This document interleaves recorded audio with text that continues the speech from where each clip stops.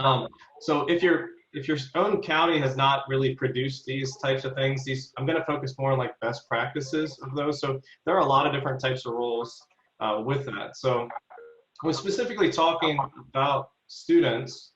We want to make sure the students create a schedule that works for them.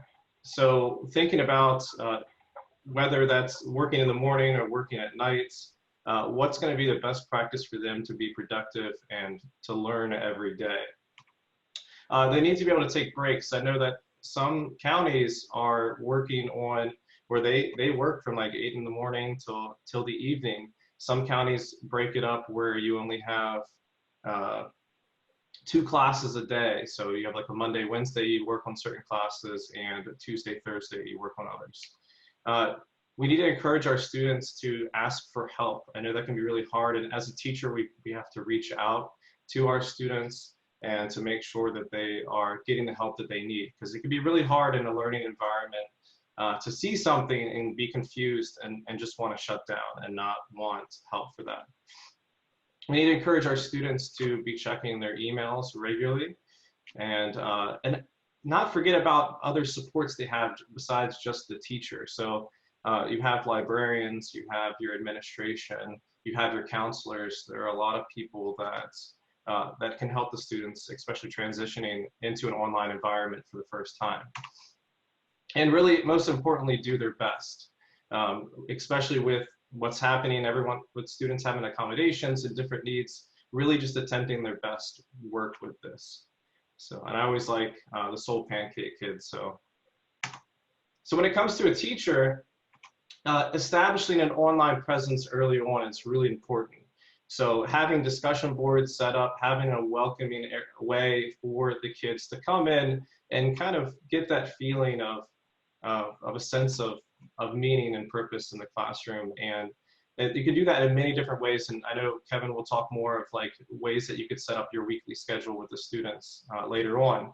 But give an opportunity to provide feedback to the students, whether they're working on a collaborative project, a discussion board, or some other activity. Give a way to give it back. Because I know that students, when they see that you are reading their work, they're looking at it and giving feedback, it can be very powerful in an online environment. Make sure regularly that you're communicating with parents and students directly through school, the school provided email.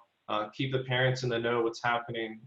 And I know in my own role, I'm sending 2 emails a week. So try to keep it light, because I know that these students have probably 6, 7 more teachers, and they're probably getting 20+ emails a week. So, and depending on your class, when it comes to my AP courses, my emails are a little bit more thorough, but my non-AP computer science courses, I usually keep it to a paragraph or less. And it's more kind of like, this is what we're going to do, and maybe some encouraging words, and that's it, and just providing that support. So really important for teachers early on, check to make sure your students are logging in. A lot of learning management systems, they have a way that you can see the last time that they logged in, or that if they've even viewed an assignment.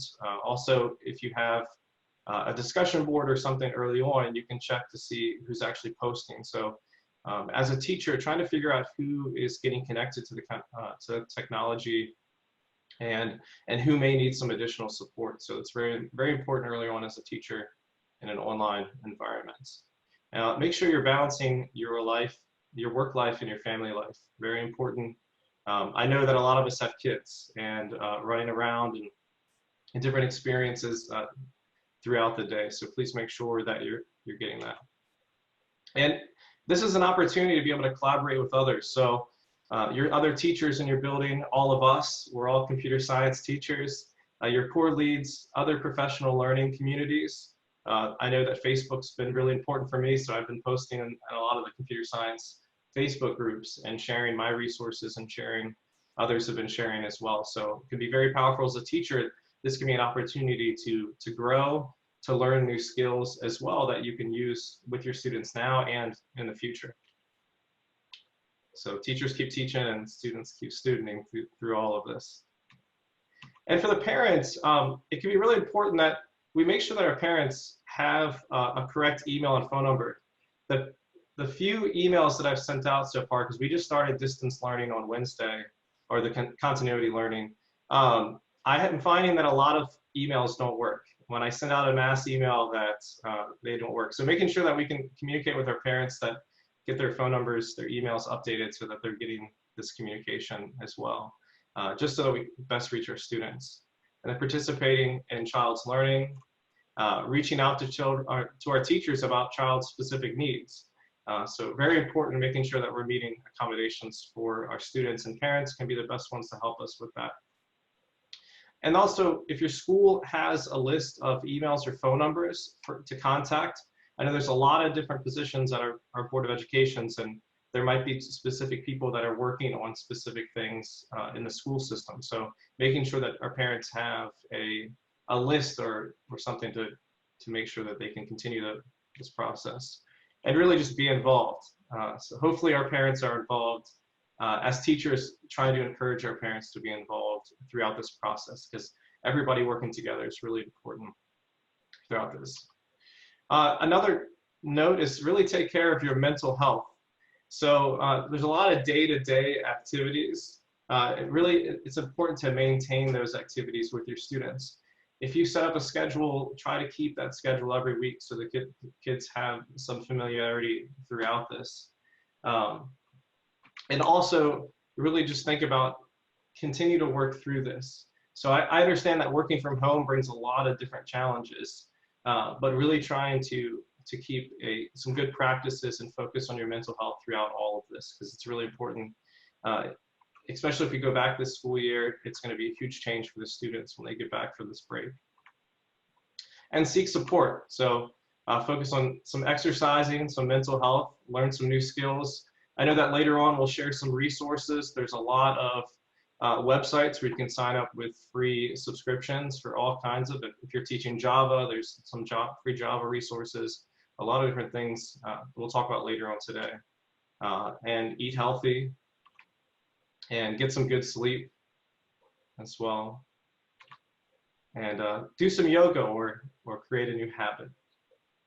All right, so I'm going to pass it off. So, oh, I'm sorry, not passing it off yet. We have a question. So in the notes doc, I saw there's a couple people that have already started to respond. If you just scroll down a little bit to where it says roles for students, teacher, and parent, just want to give you a few minutes. And the bit.ly link is down at the bottom. So if you do need the bit.ly link, if you just joined in with us. I like to use the word power-ups. I kind of stole that from someone else, another computer science teacher. So that just kind of means tips. But what power-ups do you have for a teacher transitioning to an online environment for the first time? So take a few minutes.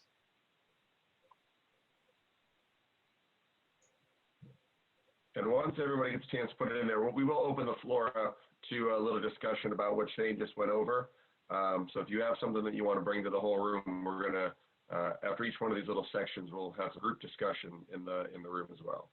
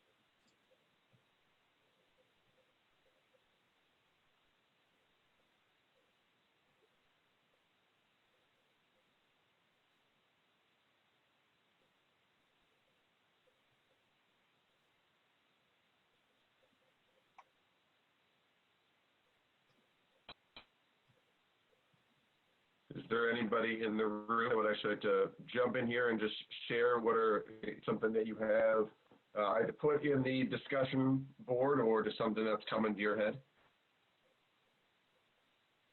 Feel free to unmute yourself.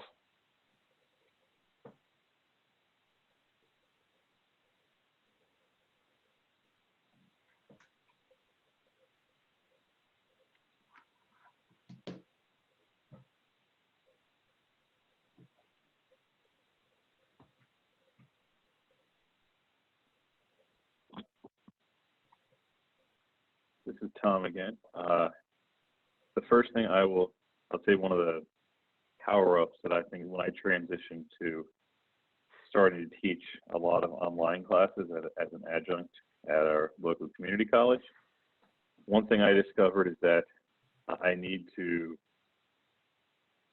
get used to not getting everything, all my answers and all my responses right away. We're used to asking a question to a student right there, and it comes back, and I was getting stressed. I was checking the classroom email every 5-10 minutes, like, why is this kid not responding to me yet? So I'd stress myself out wondering why they haven't done it. They just haven't logged in and checked that. So kind of my power up was reducing stress, realizing give them time. They have lots of other things, even though we're not supposed to go anywhere. They have lots and lots of video games to play. So they're not going to be responding to you right away. So don't stress out about it. Give them 24, 48 hours sometimes, and they'll get back to you. They're generally pretty good about that. That was my little power up there.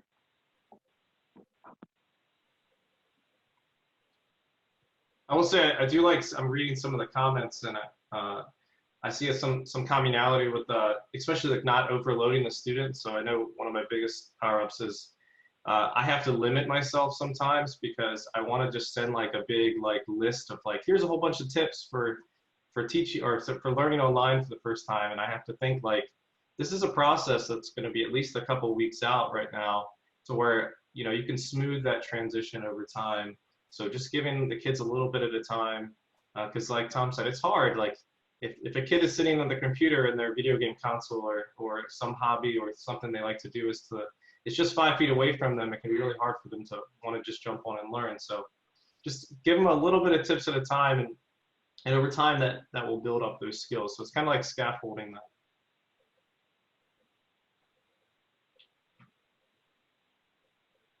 Would anyone else like to share what either they've written or other power-ups?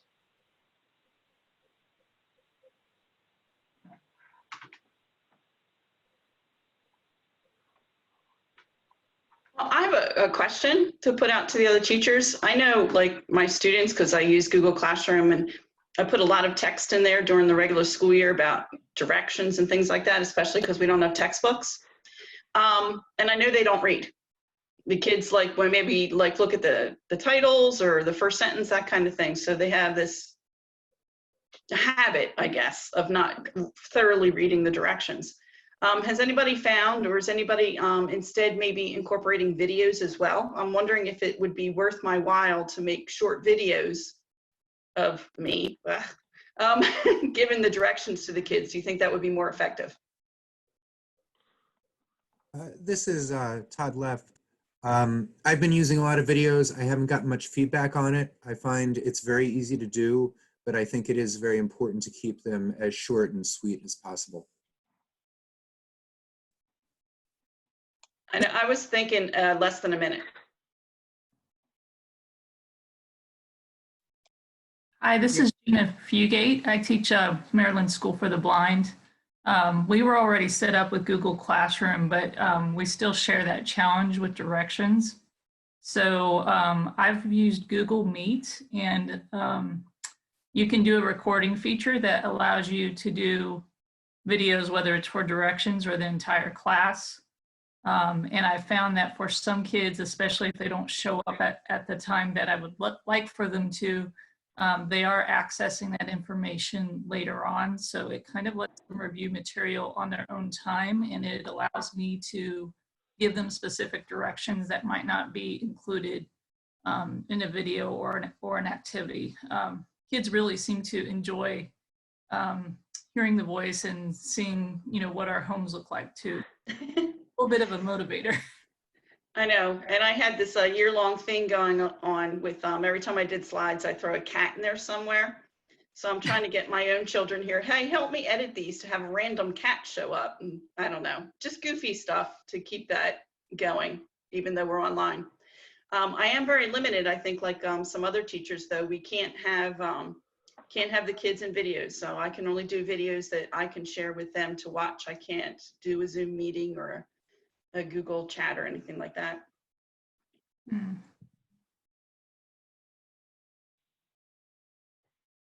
All right. All right, you go ahead and comments and some great things in the discussion board. Keep adding to that. Feel free to respond to each other either in the chat room or on there. And when we break down into our content specific or grade level specific, we can think about even those strategies for elementary versus a high school AP kid are going to be different. So if you have something you didn't feel like sharing now, put it off to the side and we can bring it back up in the discussion room. And with that, Shane, if you want to hand it off to me, or how's this work? Yep, I hit stop share. There you go. All right. All right.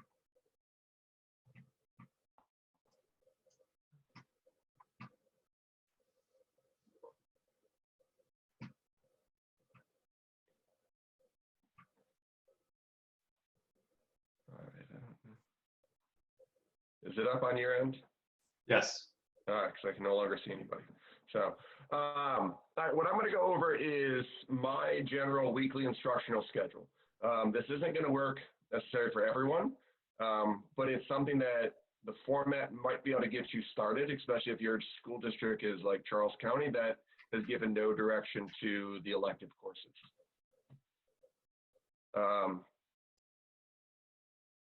There we go. All right.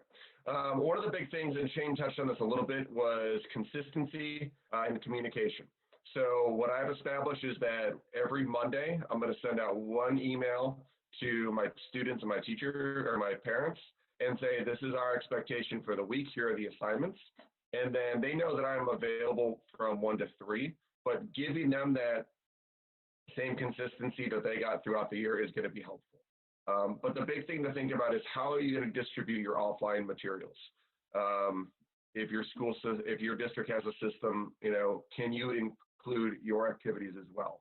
What we're doing at La Plata High School is we have a newsletter that can be picked up, but it's also emailed, that has every teacher who wants to share additional information. The kids can see it in there. So it's like a one-stop shop for all all elective courses. But then the kids can park in our parking lot and access the network, and they can download from a folder. So if they may not have great internet where they are, I have a little folder where they can roll up to one of the schools and download our activities for that week, or if there's any videos.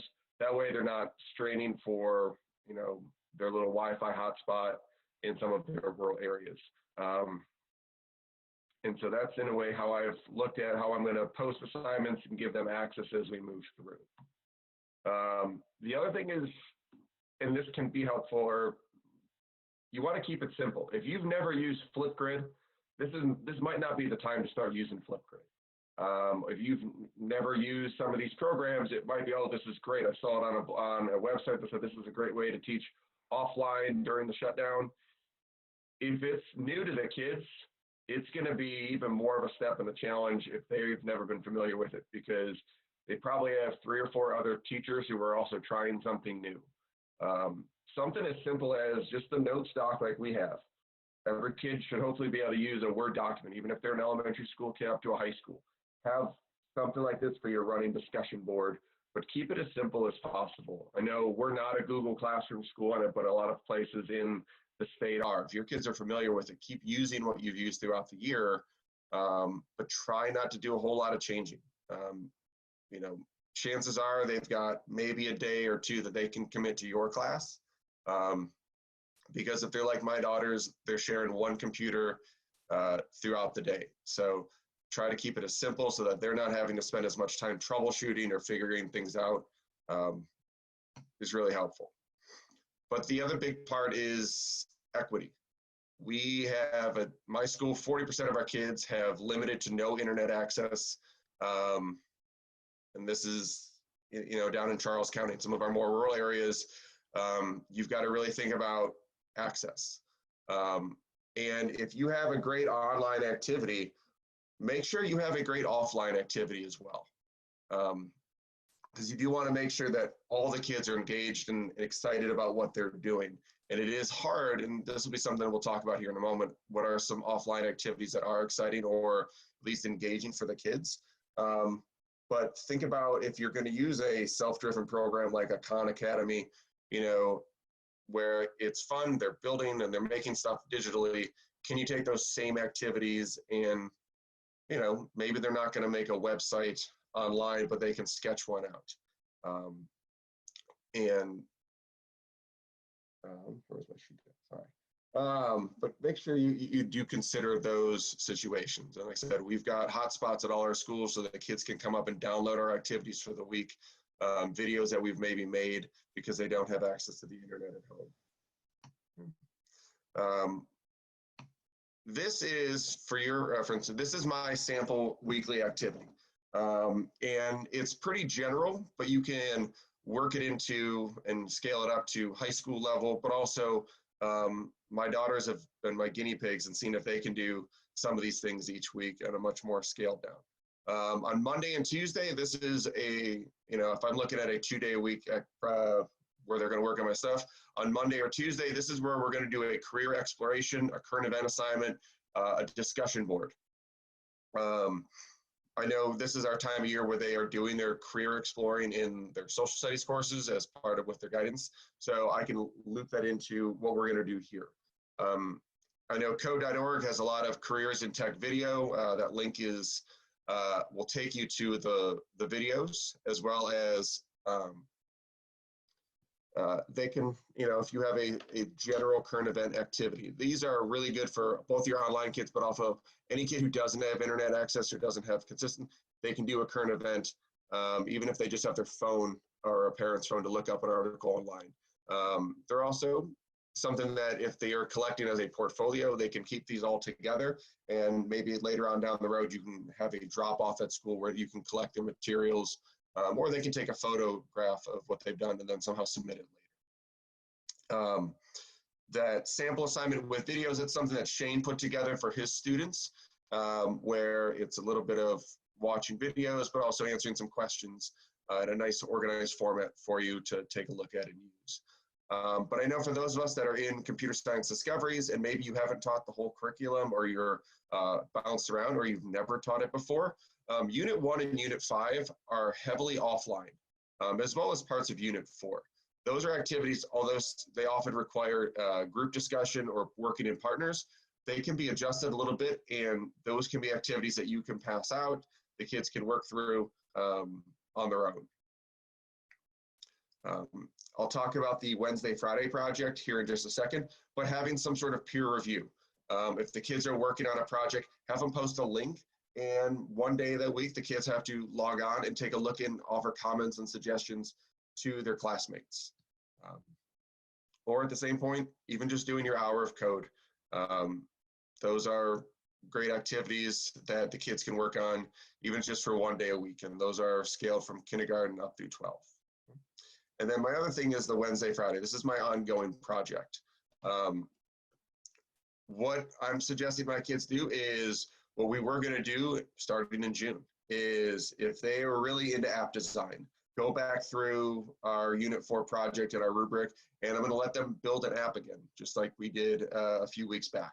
If they were really into web design, I'm going to give them a theme, build a new web page. Okay? If they really like game design, and this is something that I can still use those same handouts, those same rubrics that I did earlier in the year, and they're also familiar with it as well. And then they can submit their links, I can have access to it, and I can give them their feedback as they're going. But these are also something where I can make it go offline as well. They can go through a lot of the planning, the design, the prototyping, and the presentation phases of an app design project and a web design project. You know, they might not be able to do the HTML and the CSS for their web page, but can they sketch out what the screen would look like? Can they actually do some handwritten code? It's slightly tedious, but they could actually go through and do some of the handwriting of what their code would be. And that is, in a sense, what I'm going to be doing for my students. It's nothing that's incredibly new, but but it's giving me a bit of a structure to follow, but it's also to give my students something that they're familiar with and something that they're going to be able to do, whether they're on a computer, offline, have limited access. And with that, I'm going to slide it over just to another question, and then we'll open it back up to the room. When you've had your students work unplugged in the past, and I often think of, what about when I'm on when a substitute teacher's in the room and I don't want my kids on the computer? Because that's when you start missing keys on the keyboard, as I notice. What activities have always been the most engaging for your students? And this is where, if you have a link to an activity that you've done, put that in the discussion board. I'm going to post 2 in there in a second that I use as my go-to sub-plans when I'm not there, that the kids can have fun with. And it just has them redesigning their classroom, but going through the design process, and but also redesigning a pencil or a pen. They seem kind of simple, but this ends up getting the kids coming up with some creative ideas, but it gets them going through that design process and that style of thinking for this. So take a minute, go into question number 3, and then we'll open the room back up to people to share.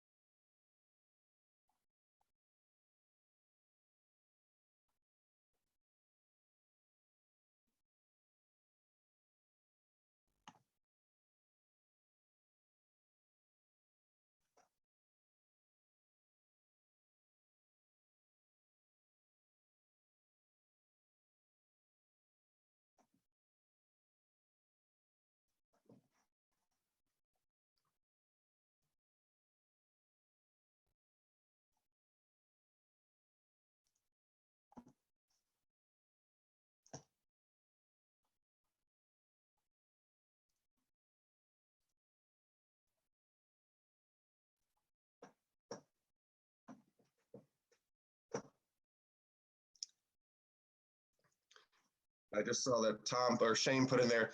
The folder that you'll get at the end, I've actually put my 2 handouts that I give my students for their redesigning a classroom and redesigning a school or a piece of school equipment is in that folder. They're just handouts that you can easily print out and you'll take a look at when we show that folder to you later.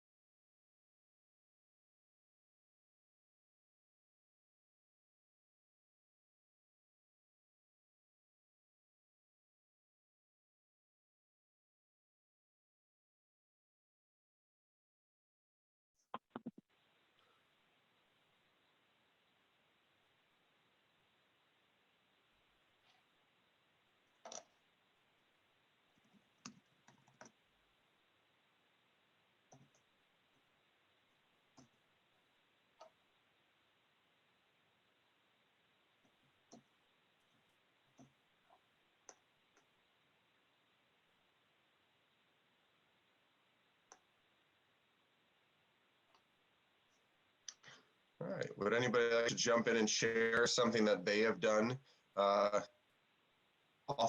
that has kept the kids engaged and you enjoy facilitating or leading your students through? Hi, my name is Catrice Lane. I'm at North Point High School. One of the things that I think would be good for this year and what I've been doing was journaling. And with the times that we have right now, it might be a good activity to add to the curriculum.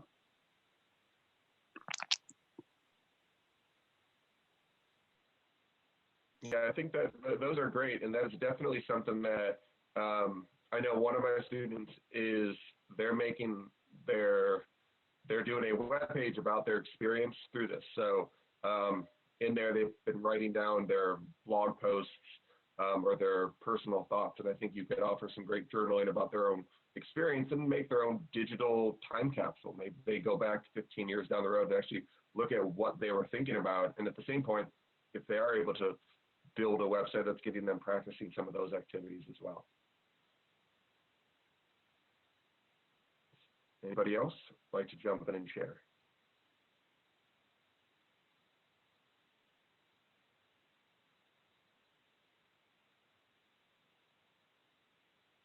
I know something that I saw a friend of mine post is they created a coordinate grid on their sidewalk, and their children did pixel art as something to decorate their street as people are coming in. So even as something as fun with getting the chalk out and having the kids do some grid work and some artwork to welcome their neighbors as they're walking during this social distancing time.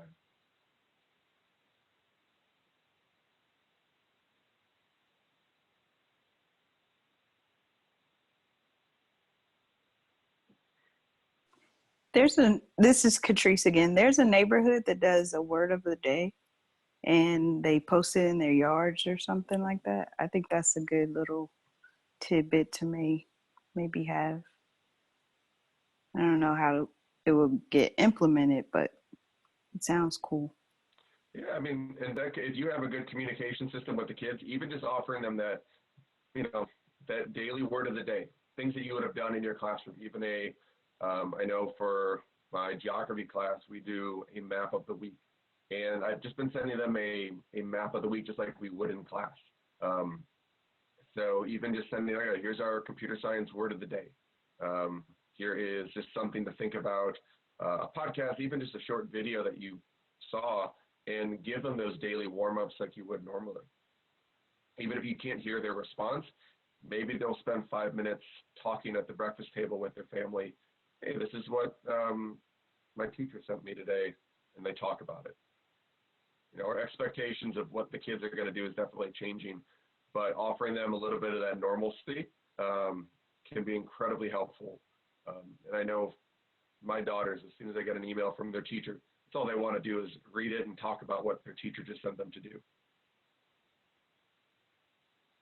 Now, they're also 8 and 6 years old, so anything from their teacher is exciting. I don't know if that'll be the same for a junior in high school whose main focus is themselves.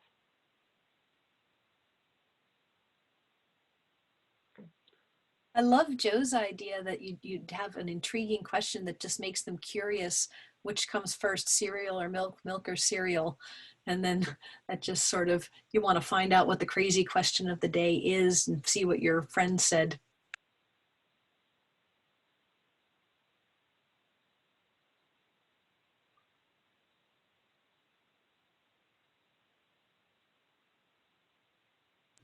I also noticed a few people were interested in something alternate programming activities that work on an iPad or a phone, and Grasshopper is such a great free platform for teaching some different kind of coding. We have the freedom to experiment in a lot of ways right now.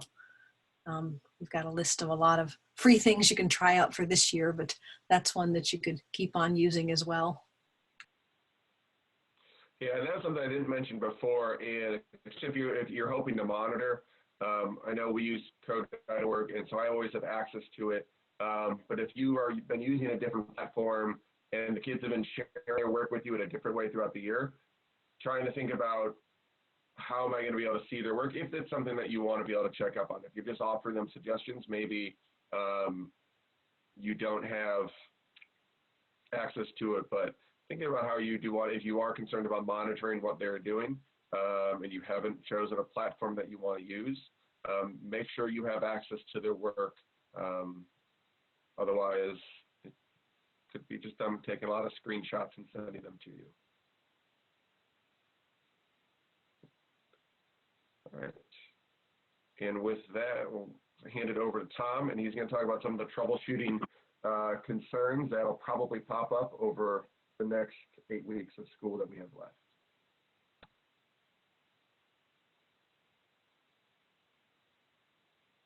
Okay. Hello again, everybody. Let me get this screen up there. All right, while this is loading in for everybody. So one thing that I found, I kind of alluded to this earlier, the most challenging thing that I kind of run across when I am teaching online courses is the troubleshooting aspect of it. We are used to providing right then support, being able to see what they're doing, really doing things right away the way we want to, and that's just not possible or feasible anymore. So troubleshooting is much harder because the big fancy word, we're now doing asynchronous communication. That means things can come in different orders. It's not right away. It's not a constant stream of things. And that should be, so it's much harder when we're not live with them. I know if they have an issue, I walk right to them in a classroom. I'm not going to walk to their house. I live 40 minutes from my school. That's a long walk. Many schools, I don't know of any that are cool with one-on-one conferencing. I know we have been specifically told, do not do one-on-one conferencing. So you can't really message in with them or call in with them. And because of that, if you're not careful, you can be troubleshooting for hours or days for one tiny little bug as you go through everything. It can end up just tempting just to tell the students what to do. And then what's the point? You end up just telling them every single assignment what to do. You waste your time. They're not really doing anything.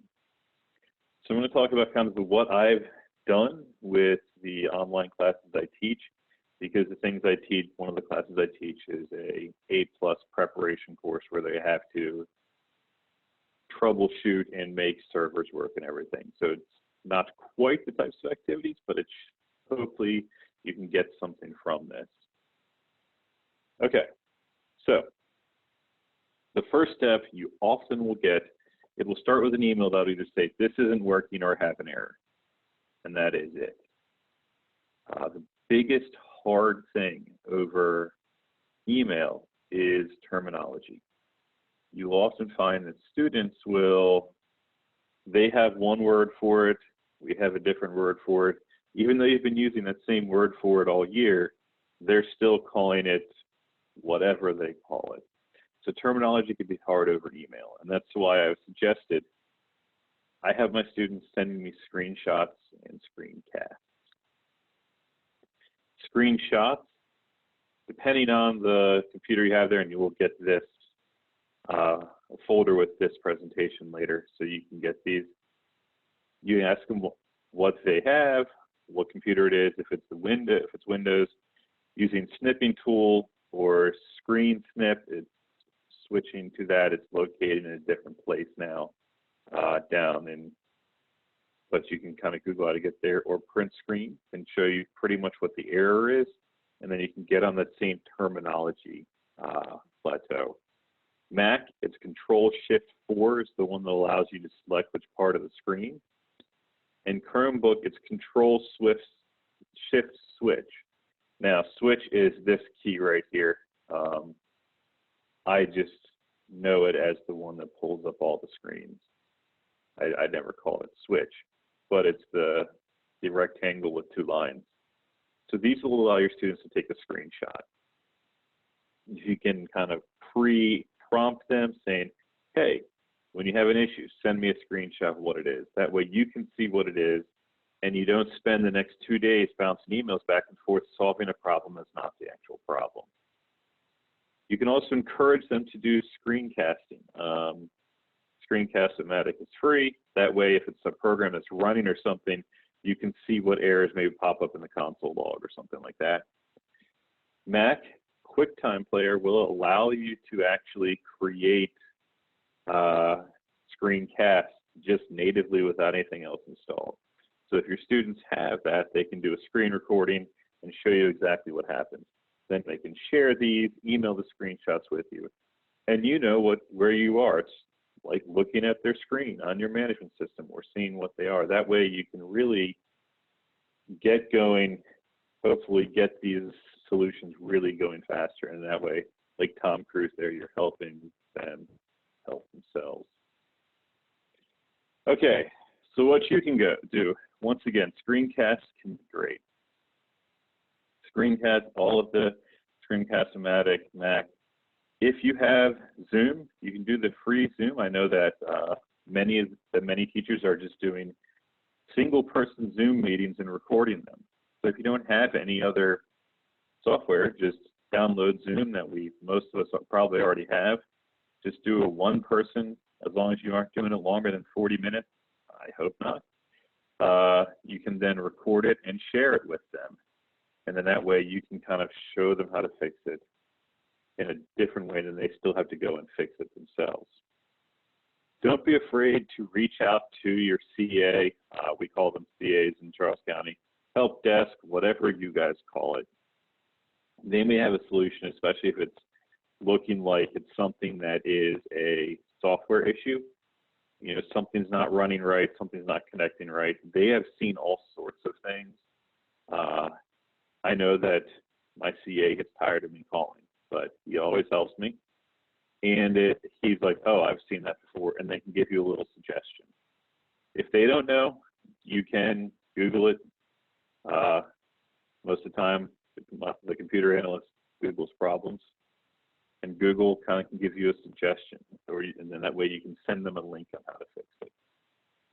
Just like with showing them how to do it, if you send them a link with instructions how to fix it, they're still having to fix it, and they're learning their issue, and they're learning from that issue. Be ready with alternatives. That's a big one. I know that as a lot of students, I think we are in Charles County giving out almost 3,000 laptops early next week to students who said they don't have them. Those they will not be admins. So if they don't have a plugin or something, they won't be able to install it. So just be ready with alternatives. Just always be, if it's something that can't be fixed, suggest something else. Have something else that'll kind of get there. You may run into issues. I was dealing with one today where the activity the student was doing required them to set their pointer speed in Windows. They have a Mac with no mouse, and they obviously can't go in to get a Windows. So you just have to find something else. I'm having him adjust the scrolling speed of his trackpad instead of the click speed of the mouse. Just find something that's related. With that last point there, don't try to get it perfect. We will spend so much time during this trying to get it perfect. If we can get them kind of close to something that they will get something from, I'm going to be extremely happy with that. With everything going crazy and all this, if they can learn one little thing, if it's not perfect, but I can tell they've kind of gotten there, I'm going to be happy with that and stop beating myself and themselves over the head trying to fix it and make it perfect. That's kind of some big things. Don't try to get it perfect. If we try to get it perfect, it's going to end up hurting in the end. Just be ready with alternatives. Google if you need to. Reach out to us. You'll get all 3 of our emails at the end. Drop us an email if you're just stuck. Ask the people at your school. There's people there to help you. And if you're struggling, we're more than happy to help you so we can get through this. You also want to support self-troubleshooting by students. We use this bug report as a part of our problem-solving process of troubleshooting in computer science discoveries. Whatever process you're using, remind them to use that. That way it's something they're familiar with, and they can work on their own troubleshooting skills. Remind them that just at its root, troubleshooting is just like solving any problem. Like, what am I going to wear today? What am I going to do today? How am I going to do this? It's an error they're seeing. The problem is the error. So just remind them to work through the problem. The bug report can help because they can look and see kind of focus them into what do you expect the program to do? What's it doing instead? Are there error messages? It kind of points them around to the different things so that they can focus in on the actual troubleshooting process. And lastly, big one, anything that you send out, like Kevin was saying, you can do modifications of previous activities, or make sure you've done it so you can anticipate it. If you have nothing you can send them and you have to go to something new, We're getting bombarded with resources. Try it before you send it out. That way you're learning it and you can kind of anticipate the problems. They get an error, you're like, oh, I know that error. If you're someone who teaches web design, you know which things are often misspelled, which tags by now. So kind of the same thing, just really preparing yourself. And then avoid activities that if you have a lot of struggle with it when you're doing it, your students probably will too, because by this point, they know the way you think. You've been teaching them the way that you work through things in computer science. Often, if you have trouble completing something that's brand new, they will have trouble completing it too. So try to find something that they can really roll with and is similar to what you've been doing, or is a tiny baby step past what you've been working on. Okay, so our question, what types of activities have you noticed your students have had the most trouble with this year? This is just a prepping one so that you kind of can focus yourself where you want it to go. Also, while you are at this, make sure you have put down towards the beginning of the form which breakout room you would like to go to. We'll be going to breakout rooms after this discussion, and we need to know where to put you. I think last I heard there were about 30 or so people had picked a breakout room, and we have 55 in here. So as of right now, 20 or so people might not be going to the breakout room that they are looking for. So while you're doing that question, also if you can scroll back up and tell us where you want to go when we go to the breakout rooms after this. Take a minute, and then we will open up the floor again, then we'll go to the breakout rooms. Once again, the breakout room options are elementary school, middle school, non-AP high school, and AP high school.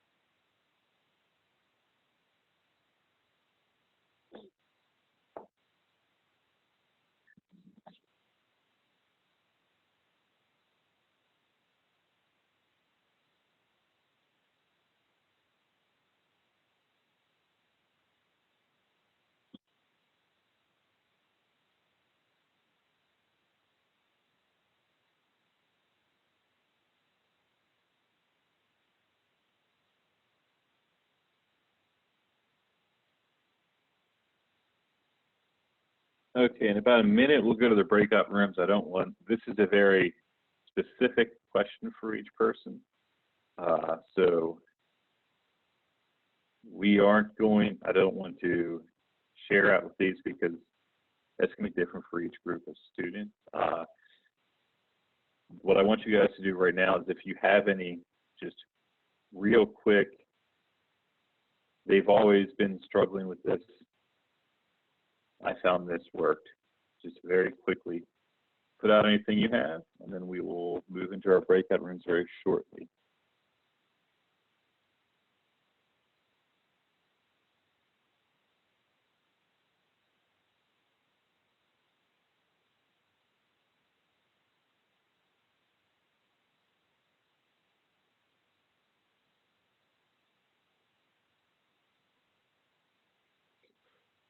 I think one thing I've noticed, and this is Shane again, and I'm seeing some other people type it as well, is having students read directions.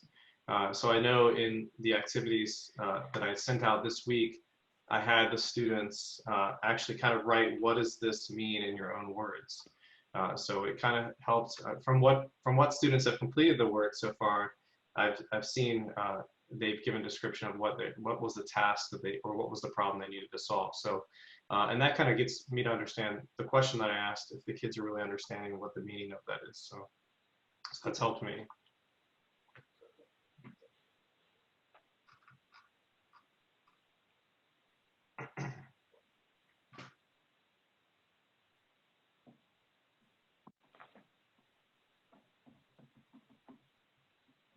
Okay, so I'm going to pull my screen back up here. And we are going to, once this thing loads.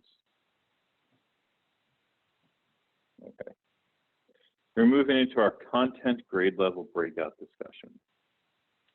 In a minute, when I say so, we will drop you into the rooms you have selected. If you're still in the original room, tell us in the chat or something at that point which room you want to go to. But we have 4 main goals for each of the breakout rooms. First of all, grade level goals for the next 8 weeks. We know we're only out for 4 right now, but we don't know if we'll have a chance to talk again after this in the event that we have to go out to 8 weeks or longer. So we want to kind of get some goals set for the next 8 weeks. Assessment. So how are you going to assess what they're doing? And that's going to look different for each one. If you don't know exactly how your grading is going to go, we're all kind of in the same boat there, but we want to try to get some ideas. So once they figure out what to tell us, we can figure out what to tell our students we're going to do. Expected challenges. What do we think our specific challenges for each of the different grade levels are going to be? Your elementary, middle, non-AP high school, and AP high school. And then we're going to do some resource sharing. And once again, all of the resources, all of the everything that you are seeing and using, at the end, you're going to get a bit.ly link to a Google Drive folder that has all of this in there. And we will also email that out to everybody. That way, you're able to refer back to this. We are recording this, so you'll be able to watch the video again if you want to see everybody, hear our wonderful, wonderful voices some more and everything. And kind of we'll be able to use this as we go through. I do know that Diane and MCCE does hope to also do some other workshops, some other support for you. We're all there for you, and we want to make sure you have what you need so that we can really, we've been growing computer science so much, and we want to continue it through this whole thing. So if you can go ahead, whoever, Diane or Joelle, whoever is driving the boat right now, and send us out to our breakout sessions. Okay, will do.